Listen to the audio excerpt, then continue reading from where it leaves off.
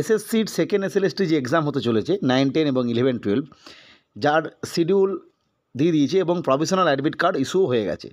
সেই জায়গা থেকে আজকে সুপ্রিম কোর্টে একটি ইম্পর্টেন্ট আপডেট উঠে এসেছে এবং যে রিগার্ডিং মামলা ছিল সেই মামলাতে গুরুত্বপূর্ণ রায় এসেছে, যেটার জন্য প্রত্যেক পরীক্ষার্থী হয়তো এই মুহূর্তে আশঙ্কার মধ্যে আছো। কারণ এখানে কিন্তু একটা ইম্পর্টেন্ট আপডেট যেটা, সেটা হচ্ছে পরীক্ষার ডেট। কারণ পরীক্ষার ডেটটা নিয়ে একটা তথ্য এখানে উঠে এসেছে। আমরা সংবাদ প্রতিদিনের যে অনলাইন ভার্সন, সেখানে আমরা দেখতে পাচ্ছি যে এখানে উল্লেখ করা হয়েছে যোগ্য চাকরি প্রার্থীদের স্বস্তি, রাজ্য চাইলে পরীক্ষা পিছিয়ে দিতে পারে, জানালো সুপ্রিম কোর্ট। এবং আমরা যেটা পূর্বেই বললাম, আগামী 7 এবং 14 সেপ্টেম্বরে যে পরীক্ষা হওয়ার কথা সেটা আমরা জানি এবং তার প্রফেশনাল অ্যাডমিট কার্ডও দিয়ে দিয়েছে। এই জায়গায় আজকে এই যে যোগ্য চাকরি প্রার্থীদের স্বস্তি এটা বলা হচ্ছে, তার কারণ হচ্ছে কিছু প্রার্থী একাংশ যারা যোগ্য এবং যাদেরকে 31 ডিসেম্বর পর্যন্ত চাকরি করতে দেওয়া হয়েছে, সেই সমস্ত চাকরি প্রার্থীদের অনেকেই আবেদন করেছিলেন যে যাতে পরীক্ষাটা পরবর্তী ক্ষেত্রে নেওয়া যায় পুজোর পরে। কারণ এই খুব কম সময়ের মধ্যে ক্লাস স্কুল সামলে তারপরে পড়াশোনা, সেক্ষেত্রে সমস্যা হচ্ছে।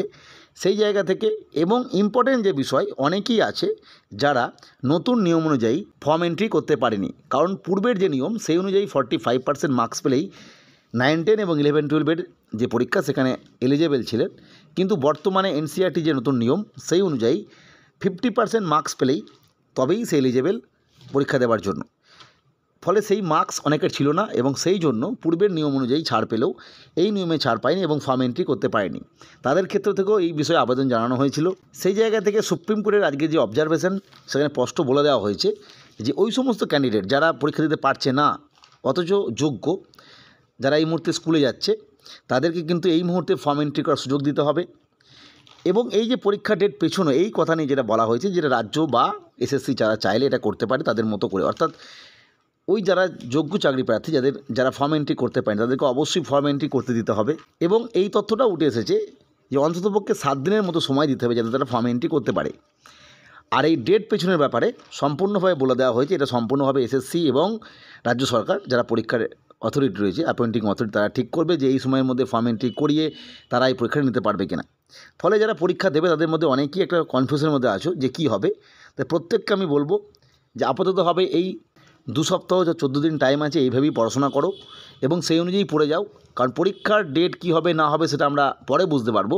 আপাততভাবে হয়তো আজকেই বা কালকের মধ্যে এসএসসি তাদের অফিসিয়াল ওয়েবসাইটে এই সংক্রান্ত বিষয়ে, অর্থাৎ যারা ফর্ম এন্ট্রি করতে পারবে আর কি সেই সমস্ত ক্যান্ডিডেটের জন্য, বা পরীক্ষার এই সমস্ত বিষয়ে কী হবে সেটা কিন্তু অবশ্যই জানিয়ে দেবে।